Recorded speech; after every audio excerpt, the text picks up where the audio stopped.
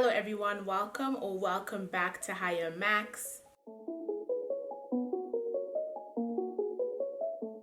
As you can see from the title of the video, today we will be talking about one of my favorite shows, and I am so glad they are back for their second season of the year, but it's cycle 36, and that is the Challenge Double Agents. Y'all, I was so scared because of the Rona we would not be getting a new challenge season, because we, as I said, get 2 in a year, but thankfully TJ and everybody figured it out, and all my faves are on my screen. Well, we're missing a few, but still, it looks like this is going to be an explosive season. I will be deep diving into what this season is about, some of the things, some of the interesting people that I think are back, and so much more. But before we continue on, do not forget to like, comment, and subscribe. Follow the socials. As you can see, my personal one down here, and my second page called Confessions of a Black Girl, which is a space for Black girls, women, and femmes to feel celebrated and vulnerable. Now let's get into this video. So y'all, we got a really long premiere episode, which I love. I love a long challenge episode, so we can get into it, see what the alliances are going to be like, learn what the theme is about. And so we learned pretty early on that it's about double agents, but we didn't really know how this is going to take place. It seems to have some of the same kind of aspects as Total Madness, which was season 35, which is the fact that you have to go in and compete for a red skull or a skull just in general in order to make it into TJ's final.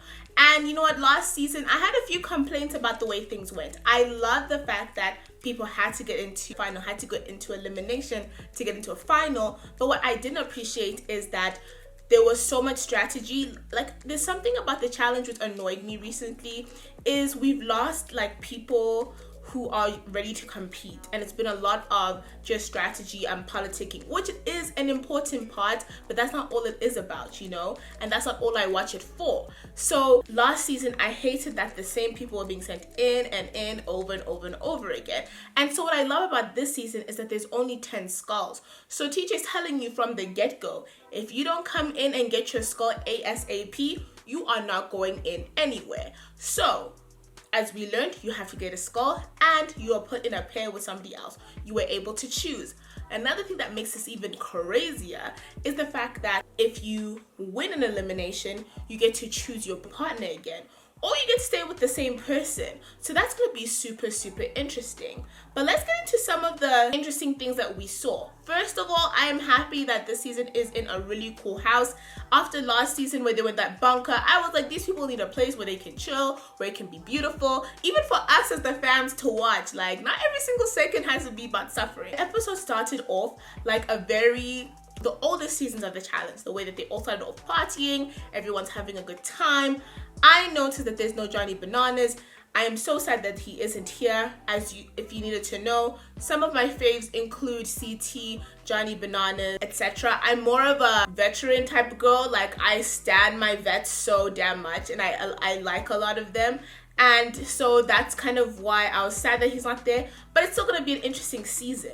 Another thing that I noticed is the fact that, you know, back in the day when we used to have rookies, they would be considered rookies because they were coming off our shows such as The Real World or Are You the One, etc. So those are types of shows where people did not need any type of physical ability. But now we're having people coming from shows such as Survivor and Olympians. So I'm struggling to even think of some of these people as rookies. Like people like Lolo, or when Fessy first joined and he was, you know, drafted for the NFL. We have someone who was in WWE. So these people, even though this is their first season, I would not say that they are totally out of grasp with being able to complete some of these challenges. Now, as you can see, one of the first couples, and it seems to be like our super couple, I guess, of the season is Kam and Leroy, which is not what I expected. I don't really follow the people on the challenge on social media when they're not in the house, so I don't really know what's going on with them. But I'm very interested to see how these two are going to be able to work in the house together. I have fears that this might affect their relationship, especially if they get to points in time where they do not agree or are not along the same page. And obviously we also saw Tori there, and we heard the news recently that Tori and Jordan are no longer engaged. And I wonder if they told us this because of the fact of things that might happen in this season. However, I doubt it, because her and Jordan literally just broke up, or for as what we know, they just broke up. So I don't know if that would be, appropriate, considering that the last person she dated was from the challenge and they got engaged. As I said, I love my vet. So happy that the fact that CT is back.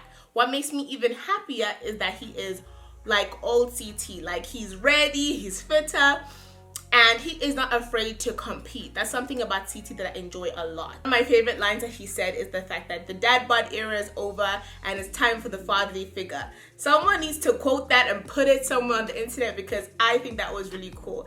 I enjoy him and I hope he wins. Even though, as we saw towards the end of the episode, what happened with him and Ashley, I personally am not a fan of Ashley, but I supported her for CT. And you can see now the way that Kam, because it seems to be that Kam and Leroy are forming kind of a power couple allegiance kind of thing and getting a lot of people to support them. They were able to put CT and Ashley into the, what is it called? Not the cradle, the crater. They were able to put them in the crater for elimination against Wes and Natalie. I hardly believe that this is Leroy's final season, as he said, but okay, we'll take it as it is. I feel like he said that 1,000,000 times, that this is his final season. So I find it hard to really take him that seriously when he says that. However, they did play a big power move with what they have by putting in CT and Ashley into the crater. I think that was a big power move, because as we know, as people who watch the challenge, typically it is the rookies who are put in the first couple of weeks until you get rid of them, and then it's the vets versus each other. But I'm sad because I can see that now we're in this era of shifting change, and now we're having more and more rookies than vets, and that makes me sad because as I said, I love my vets, but that also just means that we're in a new era of the challenge. What I did notice though is there are a lot of people from the UK that I really would love to have seen in this season. Also, I'm surprised that Ninja Natalie is not here to compete, because I feel like she also wasn't there for last season, so I'm wondering where she's been for the past minute. Aneesa did a really good performance today, and I'm pretty sure even though she chose Fessy to be her partner, I'm sure as soon as they put an elimination or something, Fessy is dropping Aneesa by the drop of the hat. It is so clear. And I feel bad for her because I think sometimes people underestimate her prowess. Nani's back. Nani, you're not gonna win. Like, girl, I'm not even thinking about you. You do not stress me. I'm not, like, no hate to her, no shade, but I don't really consider her that big of a competitor. Lolo though, Lolo the Olympian, that girl during that first challenge, she went up that hill and I was shook. Guys, I'm also dead at the fact that she hit Wes. And the thing is, CT didn't even do it on purpose. That's what double kills me. Lolo came and brought it. Also, interesting, Nicole is back. Not really attached to Nicole. I love Darrell. I'm also, even though I like Corey and Nelson, the fact that they're against CT just makes me not support him. If you can't tell already, CT is my fave. Long time fave, just been following him since the beginning, so I just support him in every way. So now what concerns me about him and Ashley being put in the cradle, as you saw Natalie won, they put Wes in as well. Aneesa, why did you do that, girl? Why did you put in a vet? Because what scares me is now the vets are going to feel like they can't trust you, because from what I can see, the allegiances are Big Brother, there are the vets, there are the rookies, and there is some sort of underground UK movement brewing, as I can tell. Only a few people in Survivor, because it's just Jay and Natalie, I believe. So that alliance, I don't see how far that's going to go. And because I believe that Fessy is going to drop Aneesa, I'm just worried that she's banking on this Big Brother alliance that's not going to last much more than a few more episodes, if you know what I mean. But now my concern is, when the person is, let out of the cradle, like, I saw the previews for the next few episodes, so I know CT is going to stay.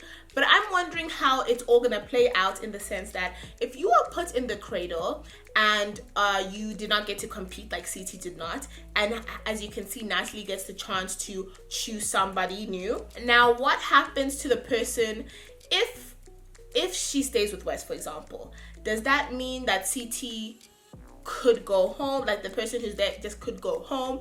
And if she, for example, decided to choose somebody else in the crowd, would that mean the two people at the bottom go home? There's a lot we still need to know and figure out, and I'm waiting for TJ to explain that to me. I think this is going to be a very, very, very interesting season, because we have a lot of competitors who are very physically strong. We have some people who I think bring a lot to the show. Oh, some of my favorites also include Big T. I like Killa Kam. I also really like Kyle. I can't even explain it why I do, but I really just do. So yeah, those are some of the people I enjoy. And I just think that TJ has a lot he still needs to reveal to us on what the rules are and how people can go about it. Now, the fact that my guy CT has been left alone, I think might be a good thing for him. And I like that he can come back and he can target people. What is sneaky is how the double agents get to sit in that room and knows everybody who voted for who. That can come in as an advantage for future weeks. Do you know what I mean? Like, for now, Aneesa and Bessie can keep it to themselves. But what's gonna happen when they're trying to muscle their way with someone and a person doesn't listen, and you know CT's back in the house, so they can be like, we know who you did this, blah, blah, blah, and if you don't say, we're gonna tell CT that this is what you did. Do you know what I mean? I feel like there's a lot of potential for you to strong arm your way because you have information that other people do not have. I also have to say, I'm wondering if this season is the type of season where we're going to get Redemption House or something where people can come back. It's just something that I'm considering. What if Ashley isn't going home? Because, you know, usually TJ doesn't tell us about redemption houses until a few episodes in, and we typically think someone's gone away. So I still think that is a possibility. This season is going to push quite a few people. It's going to push people to go into eliminations. It's going to push people's boundaries in sense of who are they going to choose to team up with, their alliances, because as we can already see, the house is starting off on power moves, big ass moves. And I love a good power move as long as it's not affecting my people. So I don't mind if you want to throw in West next time. Now I'm also starting to like Natalie, because Natalie looks like she has what it takes. What would be cool to me is Natalie and Jay teaming up as Team Survivor. But we also know that is also could put them at risk, because people could easily just start putting them in all the time like they did to Jay last season. Anyways, those are some of my thoughts about this first episode. I mean, I hope I haven't left anything out. I just wanted to talk about how the game seems to be going, some of the competitors I've noticed, so forth and so on. And I'm excited to see how the season goes. I will be reviewing it as it continues. And do not forget once again to like, comment, and subscribe. Let me know some of your thoughts about what is going on this season, what you've seen in the first episode, and what you've seen in some of those clips on what potentially could be happening in the rest of the season. Anyways, I want to thank you so much for watching this video, and I will be seeing you very, very soon. Goodbye.